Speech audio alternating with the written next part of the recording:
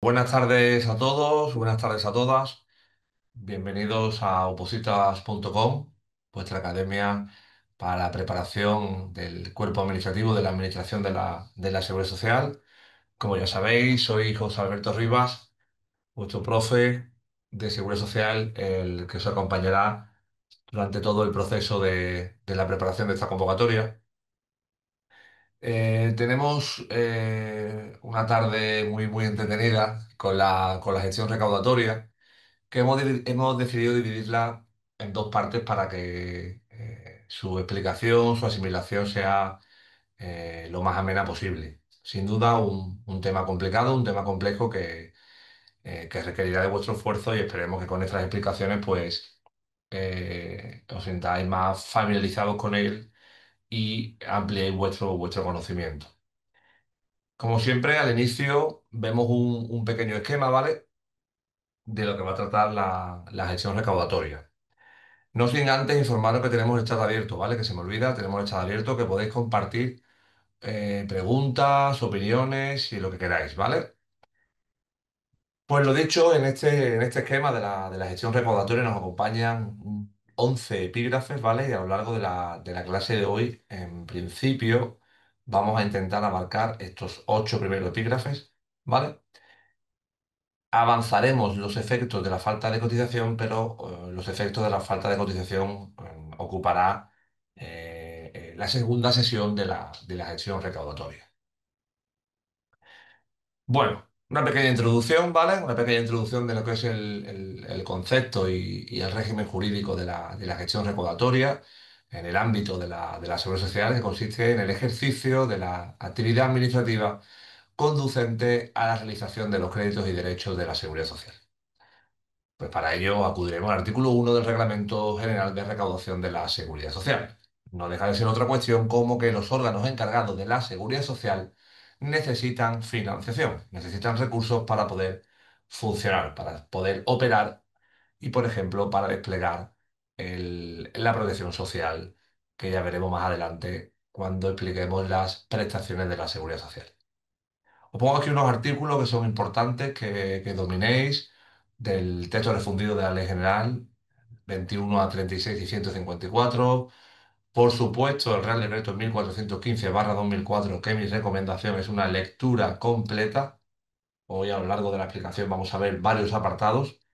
Muy importante este reglamento de desarrollo. Siempre lo preguntan en la primera parte del examen y cae alguna pregunta en el supuesto práctico. Esta orden TAS del Ministerio del año 2015 desarrolla este 1415/2004, es menos importante. Y después tenemos de carácter supletorio otra serie de normas que os pongo aquí que se pueden nombrar a lo largo de la explicación, ¿vale? O que tenéis en el temario. Principalmente las dos primeras. Texto refundido y Real Decreto 1415/2004.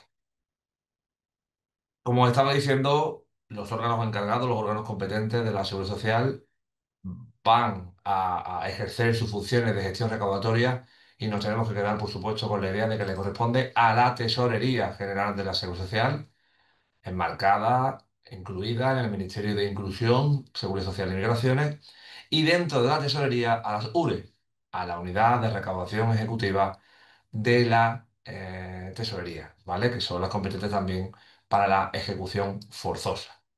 URE, Unidad de Recaudación Ejecutiva, que puede ser un destino cuando aprobéis la oposición de administrativos de seguridad social. Muy interesante poder prestar servicio dentro de la URE. Órganos colaboradores, claro, no solo la tesorería y a través de la URE se encarga de la gestión recaudatoria, sino que tiene una serie de entidades financieras que colaborarán en la recaudación. Normalmente entidades financieras, entidades bancarias, donde los obligados al pago depositan el importe que deben abonar. Y por supuesto, estas autorizaciones de colaboración le corresponden al Ministerio. El Ministerio podrá dar autorizaciones para que determinadas entidades colaboren en la gestión recaudatoria. Como veis, de momento todo de una forma muy introductoria, muy general. Y así lo establecen los primeros artículos del 1415/2004, ¿vale? O algunos artículos del texto refundido de la Ley General de la Seguridad Social. Esta gestión recaudatoria necesita un objeto y necesita percepción de recursos. ¿Cuáles? cuotas de seguridad social, por supuesto, las cotizaciones, si las cotizaciones no existe la gestión recaudatoria, aportaciones, capitales, importes de sanciones, importes de recargos, etcétera, ¿vale? El objeto de la gestión recaudatoria será amplio, siendo fundamental las cuotas de la seguridad social, las aportaciones de las empresas y las aportaciones de los trabajadores. Hay unas reglas generales del procedimiento de recaudación, y aquí os planto ya la primera idea que tenéis que tener en cuenta sobre los periodos de recaudación, que habrá un periodo de recaudación voluntario y ejecutivo. Estos periodos de recaudación ahora vamos a detenernos en ellos, en los artículos 55 y 56 del Real Decreto 1415/2004. Importante que los dominemos porque también son carne de que lo puedan preguntar. Los actos que dicta la tesorería con motivo de la gestión de recaudatoria va a tener presunción de legalidad, por tanto presunción de certeza, ¿vale? Se van a basar en normas y por tanto van a tener presunción de veracidad y se van a impulsar de oficio. Tiene que ser la propia tesorería la que impulse, la que promueva todos estos actos de gestión recaudatoria. Como digo, son reglas generales y no podemos olvidarnos de los plazos. Los plazos que se remite a la Ley 39/2015, la Ley de Procedimiento Administrativo Común de las Administraciones Públicas, donde establece que cuando el plazo se fije por días, se referirán a días hábiles, ¿vale? Excluye, por tanto, del cómputo a los sábados, domingos y festivos.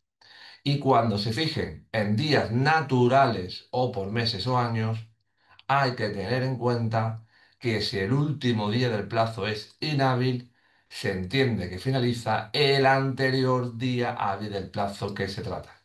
Cuidado con esto porque puede ser motivo de pregunta tipo test en el supuesto práctico, ¿vale? Así que recordar bien la diferencia entre días que van a ser hábiles o cuando diga días naturales o se fijen por meses y un año, donde es importante que si el último día es inhábil, se va a entender que finaliza el anterior día hábil del plazo que se trata. Cuidado con los plazos porque son muy concretos en la gestión recaudatoria y tenemos que tenerlo muy, muy clarito. Bueno, hecha la introducción, que como habéis visto de una forma muy general, y antes de entrar en los plazos de recaudación, que me interesan bastante que lo entendáis, vamos a hablar de los responsables de pago.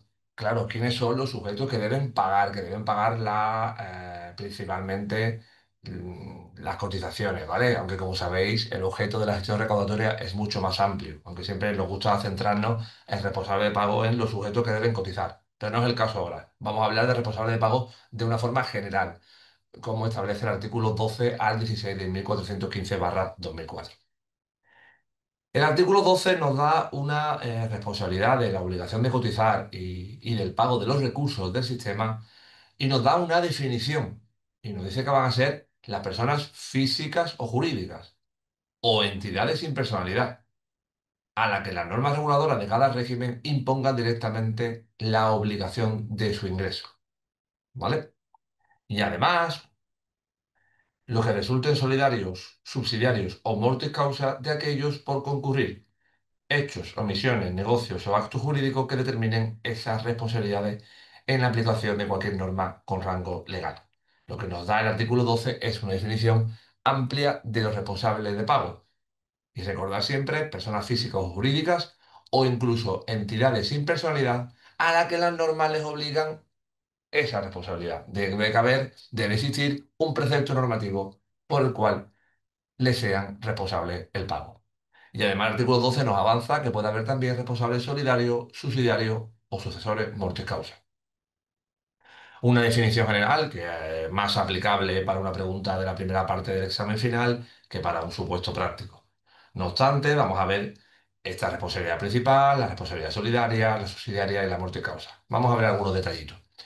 Si desgranamos ya la responsabilidad principal, como os establecía anteriormente, van a ser personas físicas o jurídicas o entidades sin personalidad a las que la norma de cada régimen le impongan esa obligación. Por ejemplo, si estamos hablando del régimen general, se establecerá en el 1415/2004 y en el texto refundido de la Ley General, por tanto, en su norma reguladora, que si estamos hablando de la cotización del régimen general, el sujeto responsable del pago va a ser la empresa, va a ser la empresa para la que prestan servicios los trabajadores. ¿Entendéis esta idea? ¿Entendéis que debe haber una norma reguladora que determine esta responsabilidad? Bien, si me dejo lo que hay, sigo avanzando con la responsabilidad solidaria. ¿Vale? Bien. Bueno, ¿estáis por ahí? ¿Me escucháis bien? Sí. Estupendo. África dice que sí, Cruz también. Perfecto, vale. Es algo sencillito, pero oye, que hay que tenerlo en cuenta. Que debe haber una norma que le obligue al sujeto responsable del pago, como ocurre, por ejemplo, con los autónomos cuando se determina que es el propio trabajador por cuenta propia el que debe ingresar sus aportaciones, sus cuotas fijas mensuales, ¿vale? Si hablamos de responsabilidad solidaria, debe haber una serie de hechos, negocios o actos jurídicos que determinen esta responsabilidad solidaria. Si no hay esos hechos, negocios o actos, no se va a poder dirigir contra personas físicas, jurídicas o entidades sin personalidad, ¿vale? Es decir, cuando decae la responsabilidad solidaria, debe ocurrir alguna circunstancia para que exista un segundo responsable. Ese segundo responsable va a ser el responsable solidario. ¿Qué vamos a poder dirigir contra el responsable solidario? Pues vamos a poder dirigir dos mecanismos de liquidación de cuotas, como son la reclamación de deuda o el acta de liquidación.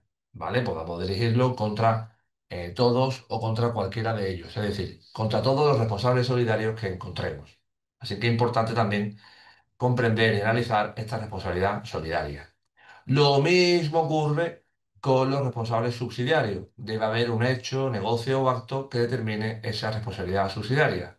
¿Para qué? Para que le podamos levantar la oportuna reclamación de deuda o el acta de liquidación. ¿Vale? Igual que la responsabilidad solidaria. Y finalmente nos podemos encontrar con herederos responsables de pago de la seguridad social. ¿Vale? Los herederos de aquel deudor de la Seguridad Social que acepten de forma expresa o tácita la herencia responden como solidariamente entre sí, por tanto, todos los herederos, del pago de la deuda que pudiera tener el fallecido, como responde con los bienes de la herencia y con su propio patrimonio. Así que de primera, los herederos, cuando acepten la herencia, van a responder solidariamente del pago de la deuda que dejara el fallecido, con todos los bienes de la herencia y, ojo, también con los de su propio patrimonio. Salvo, porque hay una excepción, ¿vale? Salvo que acepten a beneficio de inventario. Entonces solo responden con los bienes de la herencia que le hayan sido adjudicados. ¿Vale? Responsabilidad mortis causa, que hay que tener muy en cuenta cómo se acepta la herencia. Si se acepta de forma total, de forma general, expresa o tácita, responde no solo con los bienes de la herencia, sino también con los suyos. Si se acepta a beneficio de inventario, solo se responde con los bienes de la herencia. ¿Vale? Esto puede ser alguna preguntita también tipo test a tener muy en cuenta, ¿vale? Cuándo responden y cómo responden los herederos del responsable de pago de la deuda. Como habéis visto, todo de forma muy general, porque así lo establece el propio reglamento de recaudación. Requisitos para el pago, ¿vale? Pasamos requisitos para el pago, si os parece, donde también hay unas reglas generales, ¿vale? Y por tanto, van a estar legitimados para el pago ¿quiénes? Los sujetos responsables. Claro, si hay una norma que determina la responsabilidad principal, la solidaria, la subsidiaria o la mortis causa, esos responsables, los que diga la norma, van a ser los que van a poder pagar. Obvio, ¿no? Responsabilidad, por tanto, te permitimos pagar, que además es lo que nos interesa, que pagues, ¿vale? Debe realizarse ante los órganos de recaudación de la tesorería o los colaboradores. ¿Cuándo y cómo? Pues en los plazos fijados. Por tanto, ¿quiénes? Los sujetos responsables. ¿Dónde? En los órganos de recaudación de la tesorería o en los colaboradores. ¿En qué plazo? En el plazo que determine el reglamento de recaudación que vamos a ver ahora. Si profundizamos en el lugar del pago, pues también puede haber colaboradores autorizados, habilitados o concertados, ¿vale? Como pueden ser entidades financieras u otras entidades o administraciones públicas. Normalmente van a ser las entidades financieras, las entidades bancarias, las que colaboren con la tesorería para que se deposite el pago. Nuevamente insisto en esta generalidad de los requisitos y de esa parte de la explicación que estamos dando, porque así lo establece la propia norma. Hasta aquí bien, ¿alguna duda? Hemos avanzado un poquito en los primeros epígrafes del tema. Bien, clarito. Bebo un poquito de agua mientras me respondéis.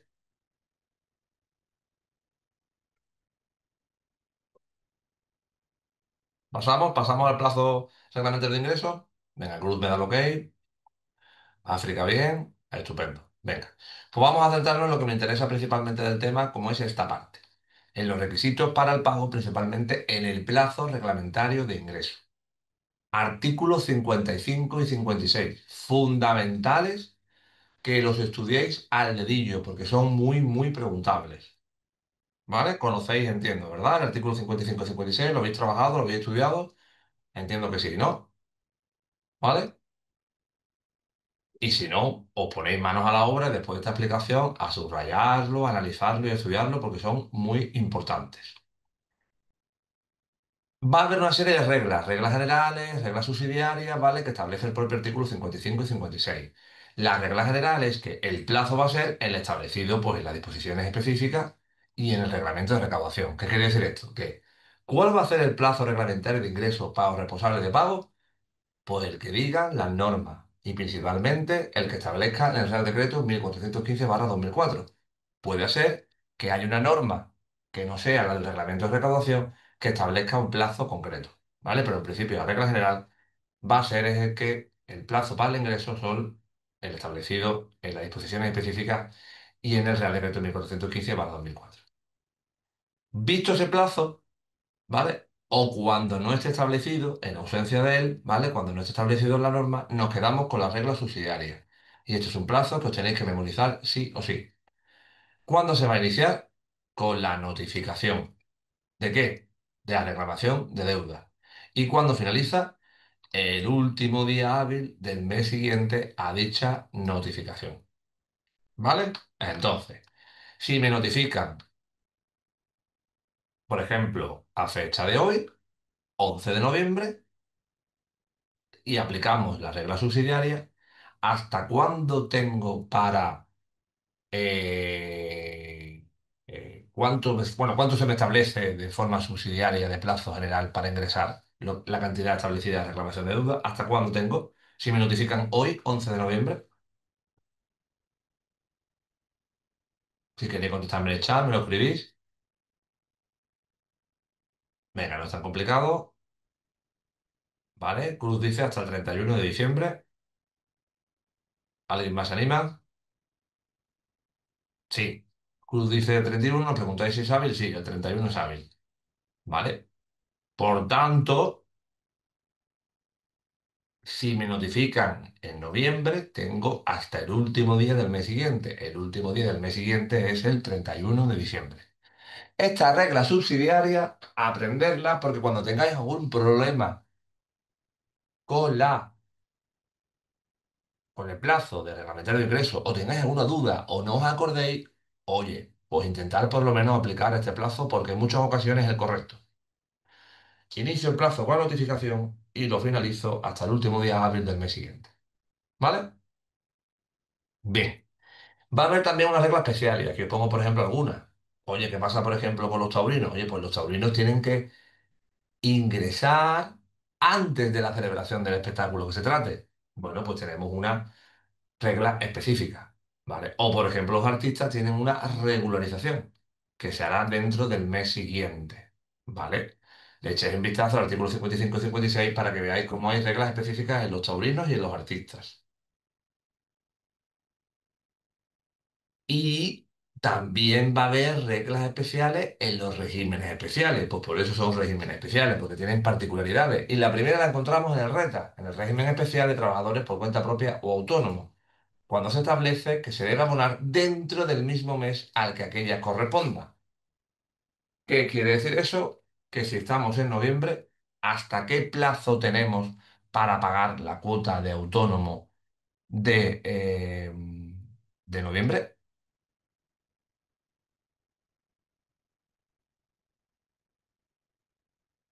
Urus comenta el 30 del mismo mes, por supuesto.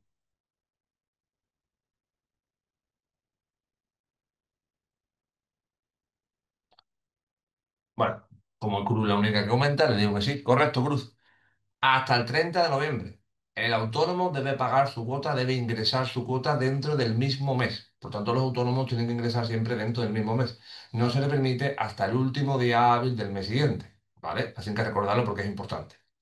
El seguro escolar también tiene unas particularidades, donde podemos diferenciar alumnos, centro docente o Estado o comunidad autónoma. Simplemente os lo pongo, oye, por si saliera esta particularidad. Y la cantidad que le corresponden a los alumnos cuando la pagan, pues deben abonarse en el momento de pagar la matrícula, ¿vale? Cuando vayan a pagar la matrícula es cuando pagan su parte de cuota. ¿Qué hace el centro docente? Pues efectúa el ingreso en el mes siguiente a aquel en que haya finalizado el plazo para matriculación. Finaliza la matriculación y entonces dentro del mes siguiente es cuando procede a pagar el importe de esas aportaciones. ¿Qué pasa con el Estado o las comunidades autónomas? Pues ingresan dentro del mes siguiente a aquel en que se comunique la liquidación correspondiente por parte de la tesorería. La tesorería le comunica al Estado o las comunidades autónomas que deben pagar su parte de la aportación, porque como sabéis, el seguro escolar está dividido entre aportaciones que hacen los alumnos y aportaciones que hace el Estado o la comunidad autónoma, y cogerá el Estado y en el mes siguiente procederá a pagar la parte que le corresponda, a ingresar la parte que le corresponda. ¿Vale? Como estos son regímenes especiales, situaciones especiales, os la comento también aparte para que la tengáis en cuenta. ¿Otros supuestos especiales? Pues mirad, todos estos supuestos especiales se siguen por se rigen, perdón, por la siguiente norma. Hasta el último día hábil del mes siguiente. ¿Del mes siguiente a qué? Pues a lo que suceda. Bien a una disposición legal, bien a un acto de conciliación, bien una sentencia judicial, bien un convenio colectivo. Recordad siempre, hasta el último día hábil del mes siguiente son todos estos plazos. ¿Vale? Por ejemplo, incremento de salario. ¿Vale? Puede haber, por ejemplo, modificación de base, concepto, tipo. ¿Dónde puede venir este incremento de salario? Disposiciones legales, acta de conciliación, sentencia judicial. Pues hasta el último día hábil del mes siguiente a que se dicte ese acto de conciliación judicial. ¿Vale? Cuidado porque en la propia disposición legal, en el acto de conciliación, en la sentencia o cualquier otro título legítimo puede establecer un plazo distinto, ¿vale? Además, lo pongo aquí, salvo que se fije otro plazo. Claro, si nos dice un supuesto práctico que la sentencia judicial está fijando un plazo determinado de ingreso, por tanto debemos acudir a ese plazo, ¿vale? Se rompería la norma de el último día hábil del mes siguiente, ¿vale? Recordar también que puede haber incremento de salario por convenios colectivos y los convenios colectivos pueden establecer que los incrementos o diferencias deban abonarse o surtir efectos en un determinado mes. Por ejemplo, puede establecer el convenio colectivo publicado ahora en noviembre que se tienen que pagar los incrementos salariales en enero y que por tanto surtirán efectos desde enero. ¿Vale? Entonces podemos establecer que el plazo cuenta hasta el último día del mes siguiente a enero. ¿Vale? ¿Por qué? Porque se establece un plazo concreto. ¿Vale? ¿Qué quiere decir esto? Que cuidado, porque el supuesto práctico o la pregunta corta nos tiene que decir desde cuándo se despliegan los efectos de estos incrementos para poder aplicar el plazo del último día del mes siguiente. Os invito a que leáis el artículo 55, el artículo 56 y que tengáis muy claros los plazos reglamentarios de ingreso. ¿Vale? Normalmente recordad siempre hasta el último día hábil del mes siguiente. Y podemos tener problemas para desde cuándo hacemos el cómputo. Bien desde la disposición legal, acto de conciliación tal, tal, tal, o bien desde el plazo que se establezca específicamente. ¿Vale? Tenemos también unas particularidades con los salarios de tramitación. Hay una exclusión en el sistema especial para trabajadores por cuenta propia agrario, como podéis ver en el artículo 56, y el director general de la tesorería, esto también es importante, puede establecer plazos distintos. Para algunos colectivos o para algunas situaciones especiales puede establecer un plazo distinto de ingreso de cuota. Puede haber una circunstancia excepcional y diga, pues las cuotas que se hayan generado se van a poder abonar dentro de los 6 meses siguientes. Bueno, pues el director general de la tesorería lo permite, cambiará el plazo de ingreso. ¿Vale? Así que por favor, cuidado con los plazo reglamentario de ingreso, porque hay que tener muy clarito el artículo 55 y el artículo 56. ¿Vale? De hecho, el año pasado, en el supuesto práctico de la segunda parte del examen, las 15 preguntas, se preguntó esta cuestión de aquí. ¿Vale? Y algunos compañeros pues no supieron responderla de forma correcta porque no supieron aplicar correctamente el plazo de ingreso. ¿Vale? Cruz nos comenta que tiene una duda con esto de los plazos y de los días hábiles. Pues como siempre, Cruz, coméntala. Si la podemos responder estupendamente, si es una pregunta un poco más compleja, pues acabada la clase, la atendemos y la respondemos, ¿vale? Vale, dice Cruz, ¿cómo sabemos que los días son hábiles o no? Vale, pues mira, Cruz, aquí tenemos el plazo general que os comentaba antes, ¿vale? Aquí lo tienes, ¿vale? Cuando el plazo se establece como días son hábiles y cuando no, ¿vale? Te tendrá que establecer exactamente que son días naturales, ¿vale? Y por ejemplo, hay festivos de nivel nacional que obviamente todos podemos conocer que son inhábil, ¿vale? Como por ejemplo, si nos comentan que el plazo acaba el 1 de enero, ¿vale? O nos comentan que acaba el 6 de enero o el 25 de diciembre, ¿vale? Son plazos claros. Normalmente, el supuesto práctico te deberá de informar de que el día en concreto es un día inhábil, ¿vale? Dentro de las opciones de pregunta y dentro de las opciones perdón, de las opciones de respuesta te tendrá que decir día tal, teniendo en cuenta que el 31 es inhábil, alguna cosa así, ¿vale? Te deberá dar alguna pista. Pero no te puede poner cruz un plazo muy raro, imagínate. Algo muy, muy rebuscado que no se sepa con claridad que es inhábil, porque si no la pregunta se podría impugnar y se podría anular, ¿vale? No pasa nada tampoco, porque si el examen será en 2026, echarle un vistazo al calendario, ¿vale? Y echarle un vistazo al calendario para conocer un poco los meses del año, cuándo son los festivos, oye, echarle un vistacito y partimos con esa ventaja. Cuando son, por ejemplo, Jueves Santo, Viernes Santo, Navidades, tal, oye, pues tener un poco claro los días que son festivos nacionales, como precisamente acaba de decir Cruz, ¿vale? Si cae festivo nacional, oye, pues se entiende que debes conocerlo, ¿vale? Pero si ya el tribunal quiere aplicar un plazo inhábil concreto por un día inhábil concreto, entiendo que en el enunciado deberá decirlo o en las opciones de respuesta también, ¿vale? Venga, perfecto, Cruz, estupendo. Bueno, plazo reglamentario de ingreso visto, ¿vale? Recordar siempre 55 y 56, muy, muy importante que que los memoricemos y que los estudiemos.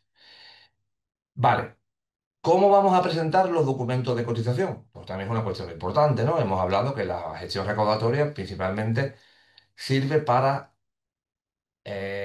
financiar a la propia Seguridad Social a base de distintas aportaciones, principalmente las cotizaciones. Y estas cotizaciones necesitamos que los sujetos responsables procedan al depósito, a la presentación de los documentos de cotización. Y para ello hubo un cambio normativo donde se estableció el sistema de liquidación de cuotas, en concreto el sistema de liquidación directa. Vamos a verlos. Si conjugamos el artículo 22 y 29 del texto refundido y el artículo 15 de 2064/95, que este es el reglamento de cotización, ¿vale? No es el reglamento de recaudación, podemos ver los distintos sistemas para presentar los documentos de cotización. Hay tres sistemas que tenemos que tenerlo más o menos claro. Sistema de autoliquidación. Era el propio sujeto responsable el que presentaba los documentos de cotización, ¿vale? Y procedía al cálculo de las cotizaciones. Este sistema está prácticamente en extinción, ¿vale? Ya no es el sujeto responsable el que deposita los documentos de cotización y procede al pago, sino que es la propia tesorería, porque el sistema que tenemos hoy día vigente y el que se utiliza es el sistema de liquidación directa. Lo que hacen las empresas, lo que hacen los sujetos responsables es proporcionarles datos, ¿vale? Normalmente, en el régimen general, en los trabajadores por cuenta general, lo que hacen las empresas es darle los ficheros CRA, es decir, los conceptos retributivos abonados. ¿Qué es esto? Coge una empresa y dice, octubre, tengo 5 trabajadores. Aplico este convenio colectivo y estas son las cantidades que le he dado a los trabajadores. Salario base, prorrateo de pagas extras, plus de periodicidad y plus de disponibilidad. Y yo le comunico a Tesorería los conceptos retributivos abonados. ¿Qué hace Tesorería con el sistema de liquidación directa? Calcula cuánto debe pagar el sujeto responsable de pago. ¿Vale? Por tanto, la carga de presentar los documentos de cotización se invierte. Va a ser la propia tesorería la que va a emitir esos documentos de cotización. Siempre con la información previa que le den los sujetos responsables, ¿vale? Recordar el concepto ficheros CRA en el régimen general, ¿vale? Conceptos retributivos abonados. Se invierte de autoliquidación a liquidación directa por la propia tesorería. Tesorería toma el control de la liquidación y de la recaudación. ¿Qué pasa con el sistema de liquidación simplificada? Bueno, por este caso van a ser cuotas fijas, donde en regímenes especiales y en situaciones concretas, como por ejemplo convenios especiales, se establecen cantidades fijas que se deben abonar mes a mes, como ocurre por ejemplo en el RETA, régimen especial de trabajadores del mar, sistemas especiales como empleados de hogar, cuotas de seguro escolar, convenios especiales o cualquier otra que pueda establecerse. Cuidado, porque el sistema de liquidación simplificada es diferente del de liquidación directa y de autoliquidación, porque de simplificada tenemos una cuota fija, donde estos colectivos deben pagar siempre lo mismo, ¿vale? Así que hay que tener muy clarito todos los sistemas de liquidación, liquidación directa y liquidación simplificada. ¿Qué pasa cuando no efectuamos la liquidación en plazo? Pues empezamos ya a adelantar estos efectos de la liquidación y los efectos principalmente de no efectuarse la misma. Y el primero, por supuesto, es incrementar lo que debe pagar, lo que debe abonar con recargos. Le meten un porcentaje de incremento. Por ejemplo, si debe pagar 1.000 euros, te vamos a meter un recargo del 20% por no pagarlo en plazo y vas a pagar 200 euros extra, 1.200 euros. ¿Vale?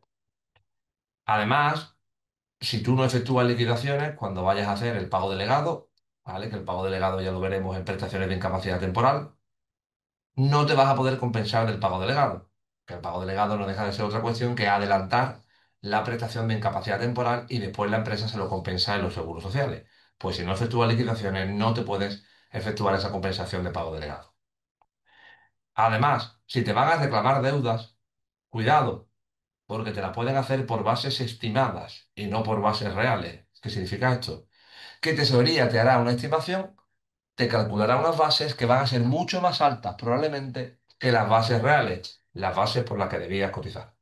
Así que cuidado porque esto también supone un incremento de la liquidación que debe pagar el sujeto responsable.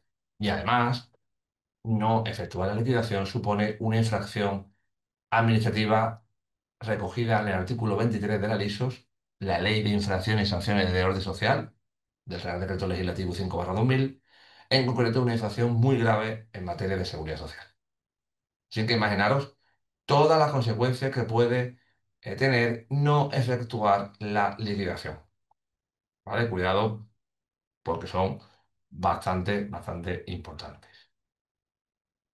Vale, vamos con los medios y formas de pago. Todavía hoy día se permite pagar en efectivo. Y así lo establece la norma, por tanto es posible. Mediante dinero de curso legal, cheque, transferencia o domiciliación bancaria. Así como cualquier otro pago que autorice la tesorería.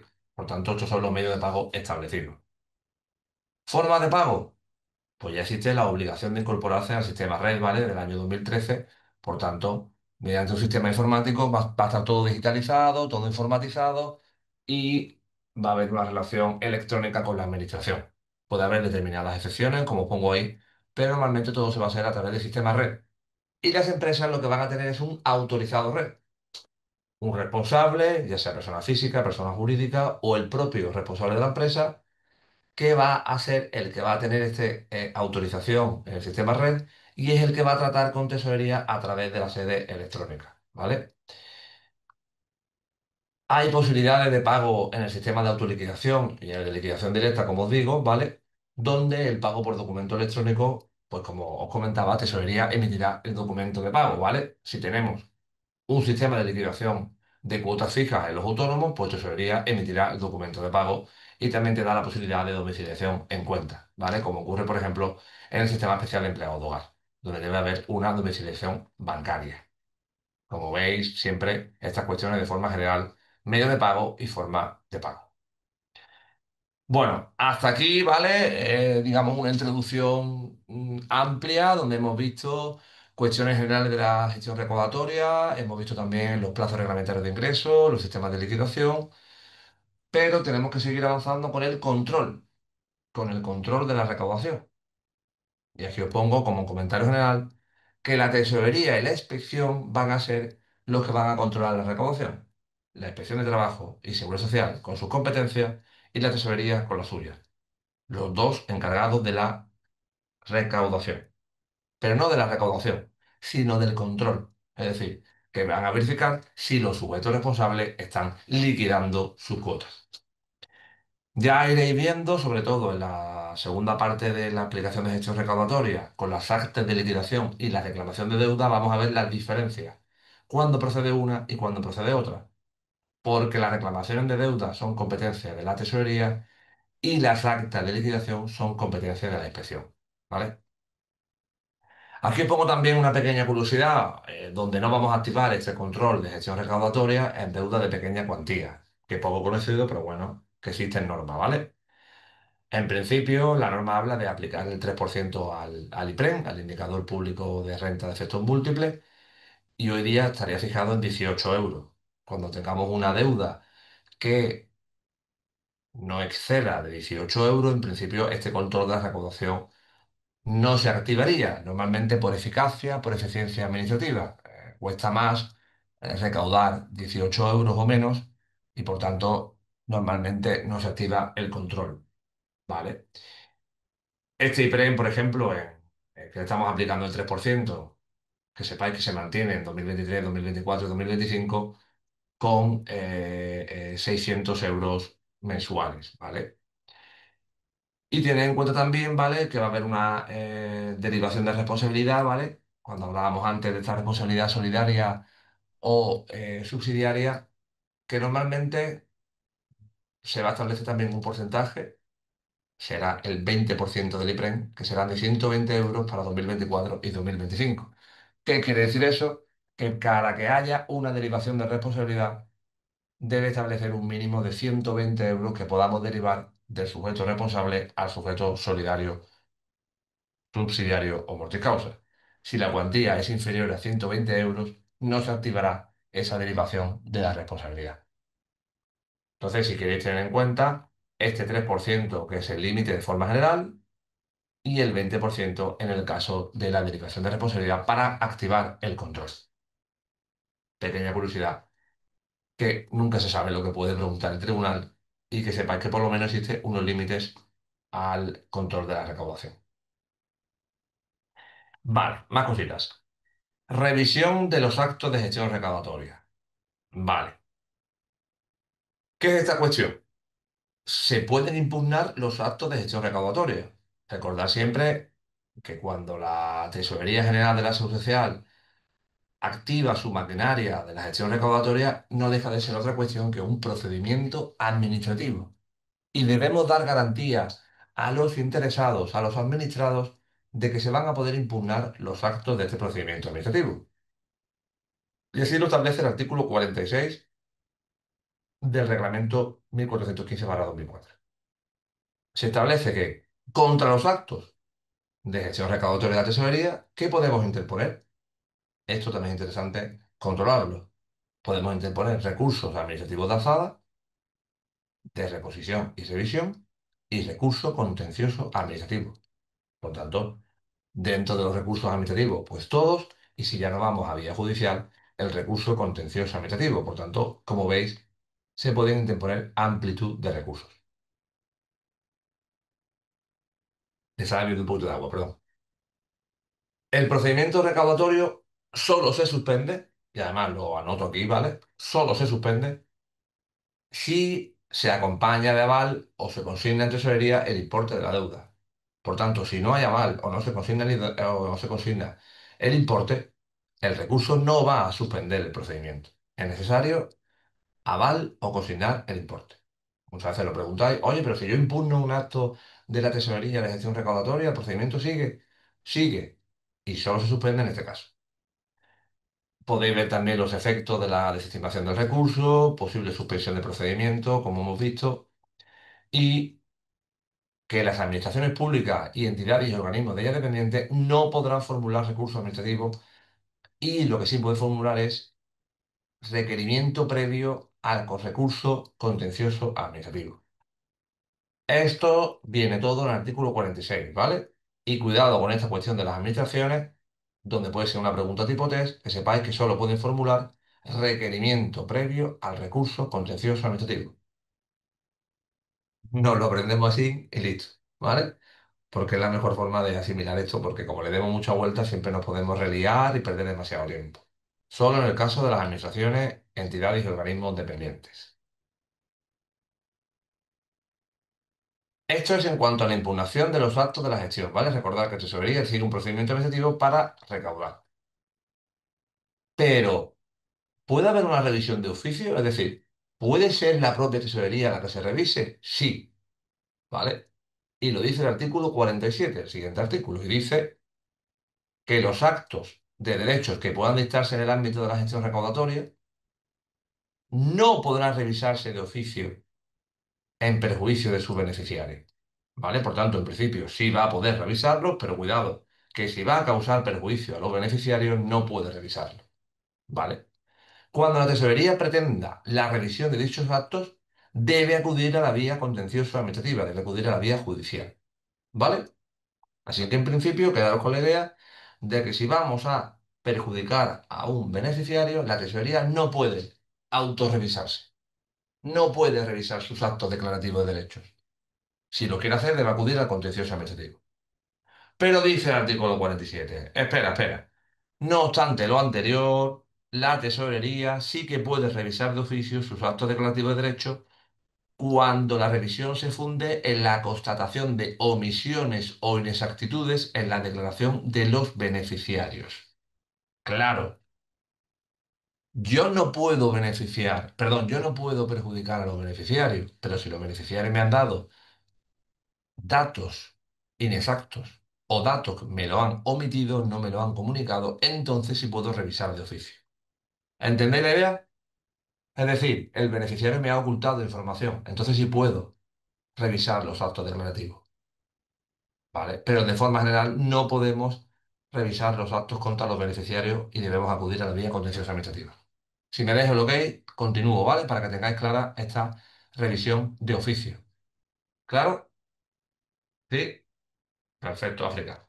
Mirad, incluso pongo aquí un par de ejemplos, oye, donde podemos ver esta revisión de oficio, ¿vale? Bien, vamos a verlo un poquito más grande para que lo veáis todavía mejor.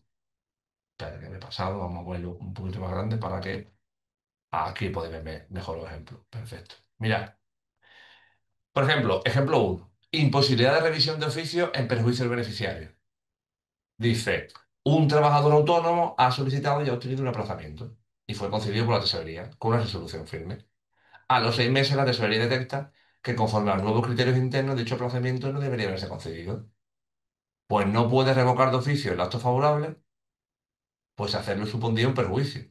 Para anularlo debe acudir a la vía contenciosa administrativa. ¿Vale? ¿Veis un ejemplo de una revisión de oficio en perjuicio del beneficiario? Yo ya te he dado un aplazamiento y el autónomo lo tiene. Ahora no me vengas a perjudicarme el acto declarativo donde me concediste el aplazamiento. ¿Vale? Si tú quieres eh, eh, revisarlo, debes acudir a la vía contenciosa administrativa. ¿Vale?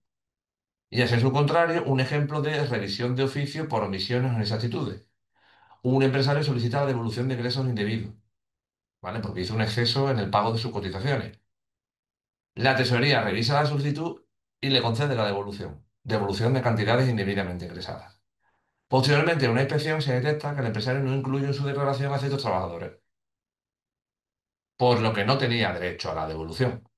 Dado que la revisión se fundamenta en omisión o inexactitudes en la declaración del beneficiario, la tesorería sí puede revisar esos actos y exigir la devolución del importe indebidamente reembolsado. Yo creo que los dos ejemplos son bastante claritos. ¿Os han gustado los ejemplos? ¿Lo entendéis? ¿Bien? ¿Claro? Me dais el ok, sigo, ¿vale? Con la revisión. ¿Sí o no? Hoy estáis más calladitos, hoy os cuesta más participar, o la casa está haciendo un auténtico tostón. Pero aunque sea darme el ok de que habéis entendido la revisión de oficio.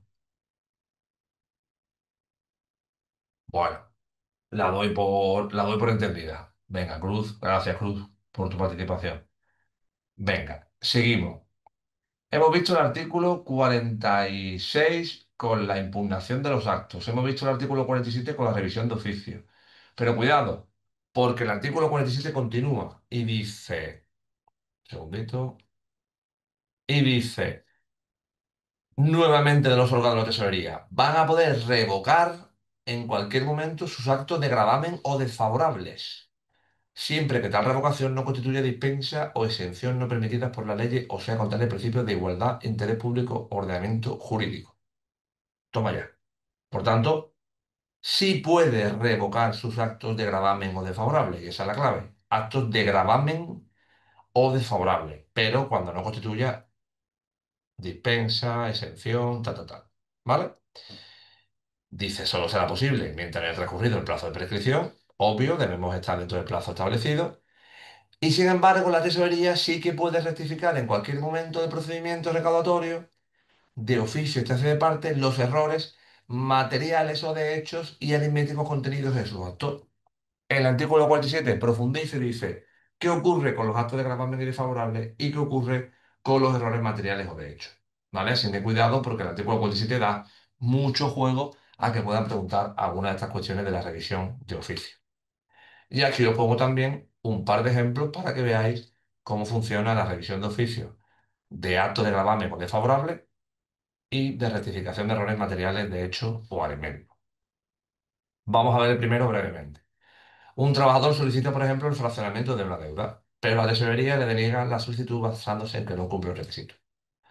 Posteriormente se detecta que hubo un error en la interpretación de la norma y que en realidad sí tenía derecho al fraccionamiento. La tesorería puede revocar su resolución desfavorable, concediendo el fraccionamiento, porque no implica una dispensa o excepción no permitida ni vulnera principios de igualdad o interés público. ¿Vale? Veis el ejemplo de estos actos de gravamen o desfavorables, ¿vale? Donde la revisión sí es posible. ¿Qué pasa con la rectificación de errores materiales de hecho o aritméticos? Pues otro ejemplo. Imaginar un empresario que recibe una liquidación de cuotas en la que se reclama el pago de 5.000 euros. Pero al revisar el cálculo detecta un error aritmético y la cantidad correcta es 4.500. Pues la tesorería puede rectificar de oficio el error en cualquier momento del procedimiento, corrigiendo la liquidación y exigiendo únicamente los 4.500 y no los 5.000. ¿Vale? Aquí os pongo un par de ejemplos para que entendáis esta revisión de oficio que siempre cuesta, ¿vale? Que no es sencilla. Me he querido detener en ella porque, bueno, después es motivo de que tengáis alguna duda, de que nos preguntéis al respecto y, bueno, hemos querido, oye, profundizar un poquito y además una cuestión un poco más farragosa, que la tengáis bastante clarito el artículo 46 y el artículo 47, ¿vale? Venga, vamos ya a la recaudación en periodo voluntario. Vamos a quedarnos también con la presentación un poquito más grande, que nos viene bien para verla. Como os adelantaba al principio, va a haber un plazo voluntario, ¿vale? Donde el sujeto responsable podrá ingresar las aportaciones que le correspondan, las cuotas que le correspondan, en el caso que se trate de cotizaciones, donde deberá abonar el importe que le corresponda, sin ningún tipo de intereses ni recargo. Eso es el periodo voluntario. Pero finalizado el periodo voluntario, entramos en el periodo forzoso, el periodo ejecutivo, donde ya te has pasado el plazo voluntario y entonces entra en juego la vía ejecutiva y entrarán en juego los recargos, intereses, etcétera. ¿Vale? ¿Cuándo se inicia, por tanto, el periodo voluntario? En la fecha del comienzo del plazo reglamentario de ingreso. Y se prolonga de no mediar pago u otra causa de extinción hasta la emisión de la providencia a premio, claro, hasta que empieza el procedimiento ejecutivo. Por tanto, sencillo, ¿no? Si a mí me dan un plazo, pues tendré todo ese plazo para desplegar el periodo voluntario y si no pago o no extingo la deuda, ¿cuándo acaba el plazo voluntario? Pues cuando inicia el procedimiento ejecutivo, cuando inicia la proveniencia de apremio. ¿Qué pasa que cuando transcurre el plazo de ingreso, ¿no? El plazo voluntario de ingreso sin el pago de la deuda? Porque se aplica los correspondientes recargos y además intereses de demora. ¿Vale? Dice, sin perjuicio de que estos últimos solo sean exigibles en el periodo de recaudación ejecutiva. ¿Vale? Después veremos esta cuestión. Pero que en el periodo voluntario, recordad siempre, no va a haber recargo, no va a haber intereses. Y cuando ya pasemos el plazo que te hemos dado, entonces, cuidado porque si entra ya la reclamación de deuda, perdón, la providencia de premio, por tanto, la recaudación ejecutiva, los recargos y los intereses. ¿Qué pasa cuando no hay cotización, cuando no se paga en periodo voluntario? Pues va a haber una serie de efectos que ya lo adelantamos antes y el primero va a ser que la falta de pago en plazo va a determinar la aplicación de recargo y el devengo de intereses de demora. Ha pasado el plazo voluntario, entonces te voy a exigir recargo y devengo de intereses de demora. ¿Vale? Y por tanto, cuando te lo exijas, me lo tienes que ingresar junto con el importe de la deuda sobre la que recaiga. Un ejemplo, si tú tenías un principal de 1.000 euros, te pongo un recargo de 200 y te pongo intereses de 50, tú tendrás que pagar 1.000 más 200 más 50, 1.250. ¿Vale? No obstante, cuando el ingreso fuera de plazo sea imputable a error de la administración, sin que la misma actúe en calidad de empresario, no se pueden aplicar recargos ni se devengarán intereses. ¿Vale? Una excepción a esta aplicación de recargos e intereses que viene fijada en el artículo 28 del texto refundido. Y además, el artículo 61 del Reglamento General de Recaudación nos dice el incremento de la deuda con los recargos e intereses de mora, como hablábamos antes, la improcedencia del pago delegado, incluso la pérdida de beneficios de cotización y posible infracción administrativa. ¿Vale? Ya lo hablamos, ya lo adelantamos antes con los efectos de la falta de cotización en periodo voluntario. Así que cuidado porque cuando en el supuesto práctico nos digan que ya ha finalizado o nos demos cuenta que ha finalizado el periodo voluntario, entra en juego la vía ejecutiva y entonces nos tienen que saltar la alarma para recargos, intereses, improcedencia de compensación de pago delegado, no se encontrará al corriente la seguridad social, por tanto no se puede aplicar beneficio y posibles infracciones administrativas. Muy importante, por tanto, los efectos de la falta de pago. Vamos a hablar de los recargos, ¿vale? Que los recargos son importantes y además muy, muy, muy preguntables.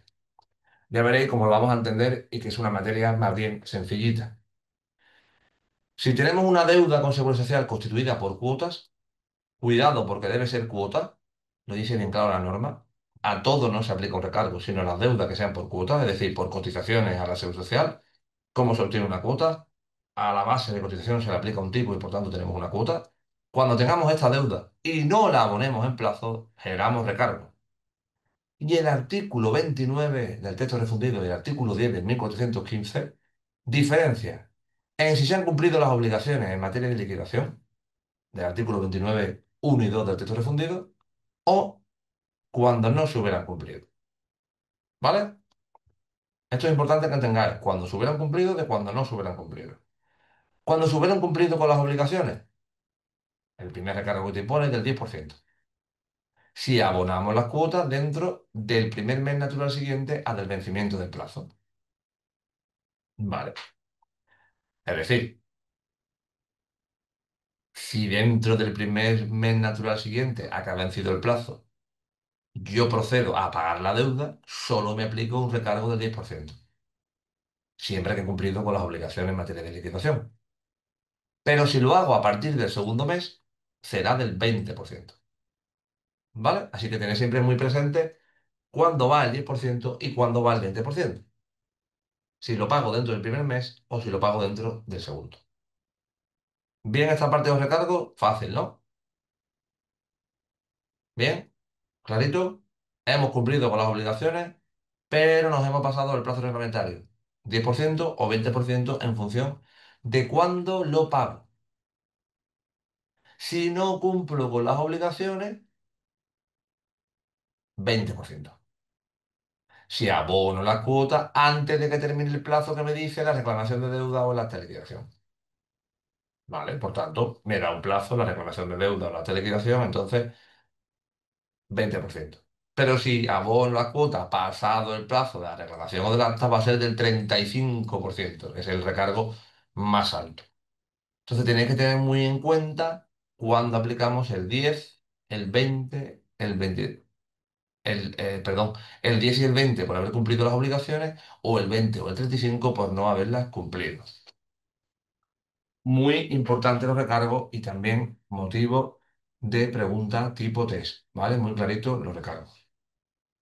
Recordad siempre que hemos dicho al inicio que se tratan de deudas cuyo objeto esté constituido por cuotas. Pero ¿qué ocurre cuando las deudas están constituidas por recursos distintos a cuotas? Es decir, otras cuestiones que deban abonar los sujetos responsables y no lo hacen en plazo. El recargo será del 20% de forma general. ¿Vale? Diferenciamos siempre en si la deuda es por cuota o si es por recursos distintos a cuota. Cuando nos digan que es por recursos distintos a cuota, directamente aplicamos el 20%.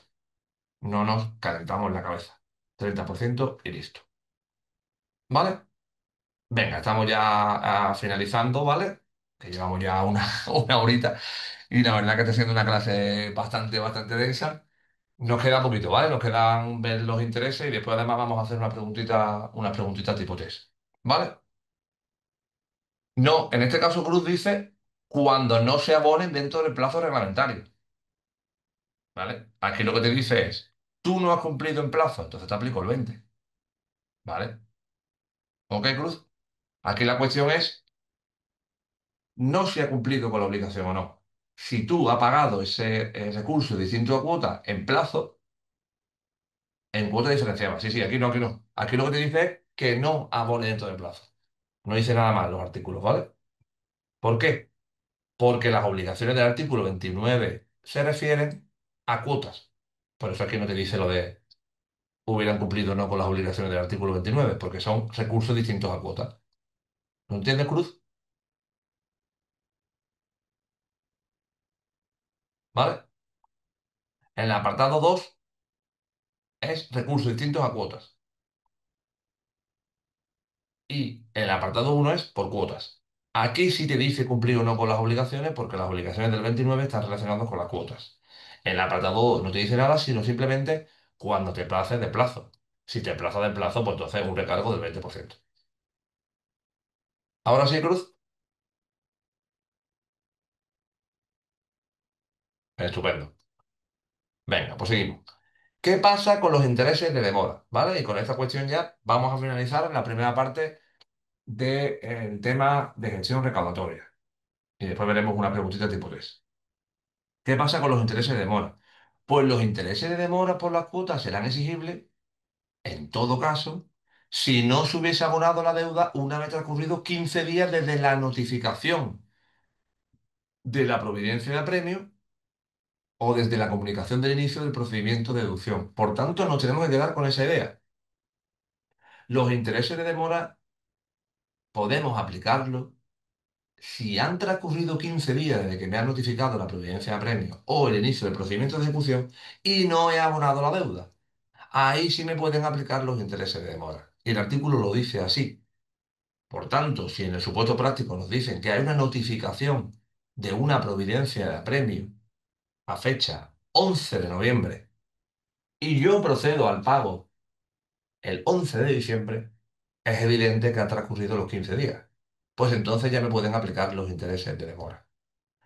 Que en 2024 y 2025 el interés de demora está fijado en 4,0625. Y hay que aprendérselo, ¿vale? 4,0625. ¿De dónde sale el interés de mora? Pues el interés legal del dinero incrementado en un 25%, salvo excepción establecida en la Ley de Presupuestos Generales del Estado. ¿Vale? Pero anualmente se va revisando y a día de hoy el interés de demora que tenemos es del 4,0625. Y recordar siempre, transcurrido 15 días desde que me notifique la providencia o el inicio del procedimiento de deducción. Procedimiento de deducción que va ligado a las administraciones públicas. Normalmente lo que nos va a salir en un supuesto va a ser desde la notificación de la providencia de apremio. Claro, los intereses de demora, artículo 31, ¿vale? Hay que tener siempre muy, muy presente los recargos y los intereses de demora. Tenerlo muy, muy clarito.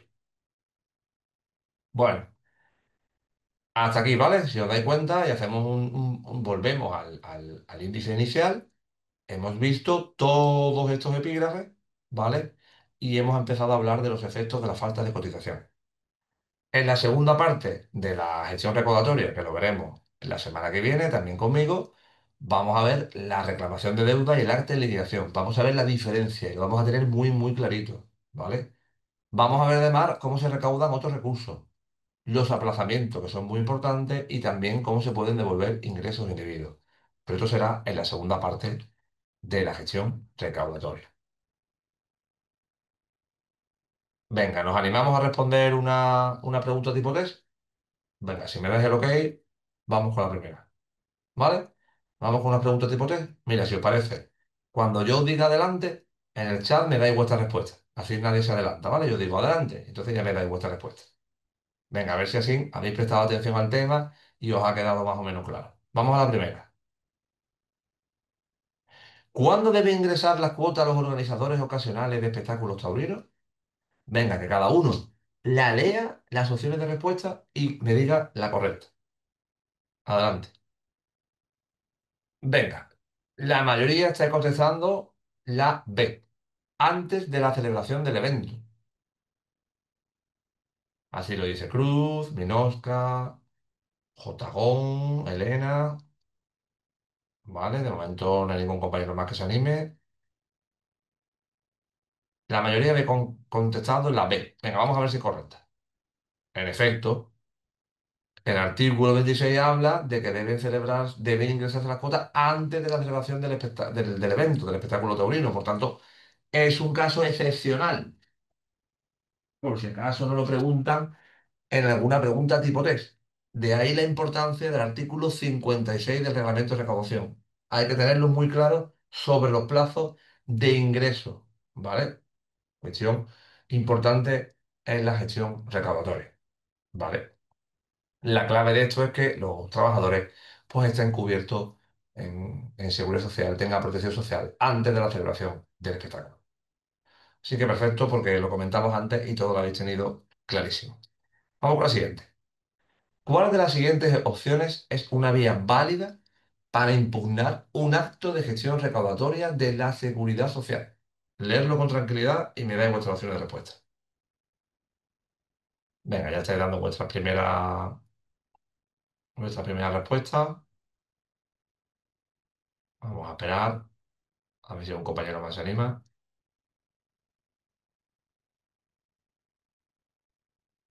Bueno, todos habéis respondido la opción D.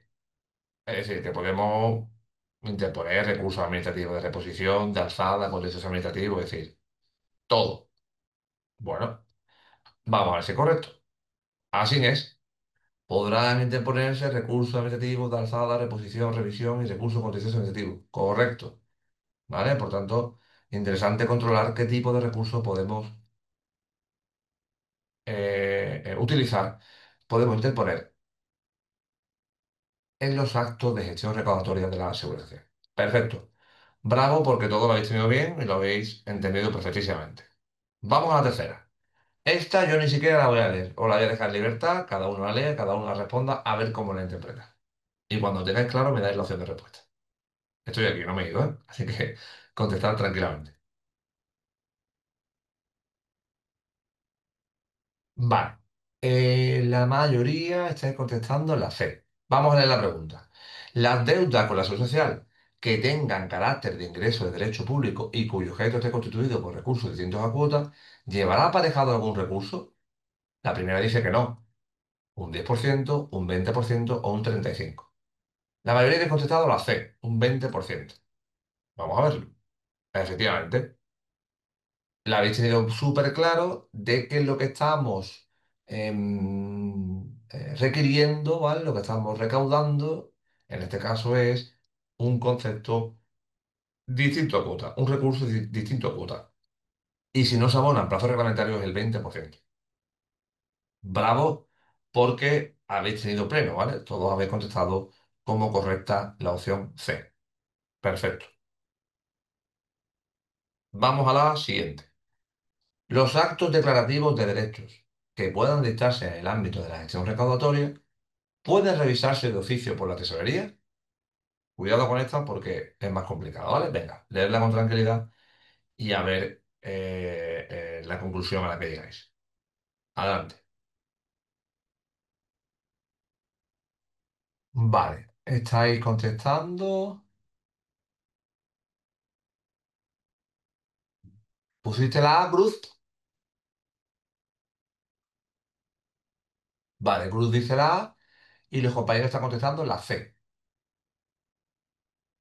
Vale, bueno, aquí sí que tenemos discrepancia. Cruz considera que los actos declarativos de derechos que puedan dictarse en el ámbito de la gestión recaudatoria sí pueden revisarse de oficio, pero la competencia de la inspección no de la tesorería. Hay compañeros que dicen la C. No podrán revisarse de oficio en perjuicio de sus beneficiarios. Y así es. ¿De dónde ha sacado eso, Cruz? ¿De dónde ha sacado que es competencia de la inspección? Cuéntame. Acabamos de contar el artículo 46 y el artículo 47 de la revisión de oficio, ¿vale? Hablábamos de que sí, claro, no sé, pues si no lo sabe, entonces ahí había un fallo en la resolución, un fallo en la conclusión, ¿no? Es decir, a ver, si durante la clase no hemos hablado que a la inspección le corresponde la revisión de oficio, ¿no? Por parte de los actos, ¿no? Declarativos de la gestión recaudatoria. Creo que no lo hemos nombrado, pues entonces la primera parece un poco trampa, ¿no? Vale, lo que sí hemos hablado de que no se podía revisar cuando haya perjuicio para su beneficiario. Vale, además aquí tampoco que dicen que se puede revisar acudiendo a la vía jurisdiccional social. Tampoco hemos hablado nada de eso. Y dice que no podrá revisarse y tampoco podrá revisar de oficio sus actos declarativos de derecho cuando contengan tal, tal, tal, tal. No, esa tampoco. Vale, también está mal formulada. Entonces la única opción dentro de la respuesta era la de en perjuicio de sus beneficiarios, ¿vale? Utilizar siempre la técnica del descarte. Yo veo cuatro opciones y empiezo a descartar aquellas que no me suenen de nada. La inspección, nada. La de la vía jurisdicción social, nada. Bueno, pues empiezo a dudar entre la C y la D. Y al final nos quedamos con la C porque es la correcta cuando dice que no puede revisar en perjuicio de sus beneficiarios. ¿Vale? Así que le habéis contestado la C, correctísimo.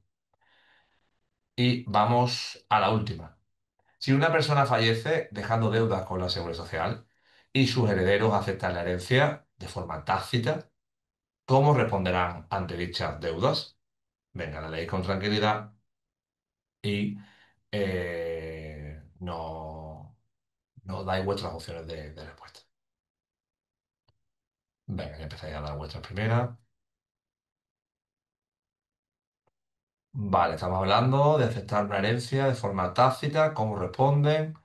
En principio estáis respondiendo que responden solidariamente con su propio patrimonio y con los bienes de la herencia. ¿Vale? Es un compañero más se anima, pero en principio parece unanimidad con la respuesta B.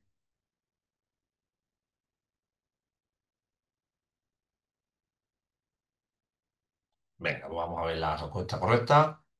Por supuesto que es la B. Hemos aceptado la herencia, respondemos con los bienes de la herencia, por supuesto, pero también con los propios. Si la aceptan a título de beneficiario, perdón, a beneficiario de inventario, recordad, es cuando entonces solo responden con los bienes adjudicados y no responden con sus bienes propios. ¿Vale? Así que en este caso lo habéis tenido también bastante claro con el artículo 15 del Real Decreto 1415/2004. Bueno, pues prácticamente pleno en la pregunta, que como veis ha sido sencillita, pero cuidado porque una vez que estemos en el examen nos puede caer alguna pregunta de este tipo que puede parecer sencilla, pero ya os digo que saltarán las alarmas y empezaremos a dudar sobre si la tenemos bien o sobre si la tenemos mal, porque no es lo mismo hacer un test ahora, ¿no? Que hacerlo cuando tengamos en la cabeza pues todo el temario, ¿no? Bueno, pues por mi parte finalizamos la clase, ¿vale? Os doy por supuesto las gracias por vuestra atención. Recordar que la próxima semana vamos a tener la segunda parte de la gestión recaudatoria, ¿vale? Vamos a centrarnos también en, como os he dicho, en la reclamación de deuda y el acta de liquidación. y vamos a ver también los aplazamientos. Daros las gracias por acompañarme en esta clase. A los que la vais a ver en diferido, pues la tenéis a vuestra disposición. La presentación también la compartiremos. Y nada, si no hay ninguna cuestión más, pues por mi parte daríamos por cerrada la sesión de hoy. ¿Tenéis alguna duda? ¿La damos por cerrada? ¿Todo bien? Estupendo, perfecto. Pues nada, la clase creo que está fijada para la semana que viene, para el martes 18, en horario de tarde. Creo que es el mismo horario. Vamos a ver la segunda parte. Aprovechar estos días, profundizar en este tema, ¿vale? Profundizar en esta primera parte e ir adelantando las reclamaciones de deuda y el acta de liquidación para cuando ya la siguiente clase lo veamos. Si tenéis alguna duda, pues la comentamos. ¿Vale? Bueno, pues lo dicho. Muchísimas gracias y damos por finalizada la sesión de esta tarde. Un saludo para todos.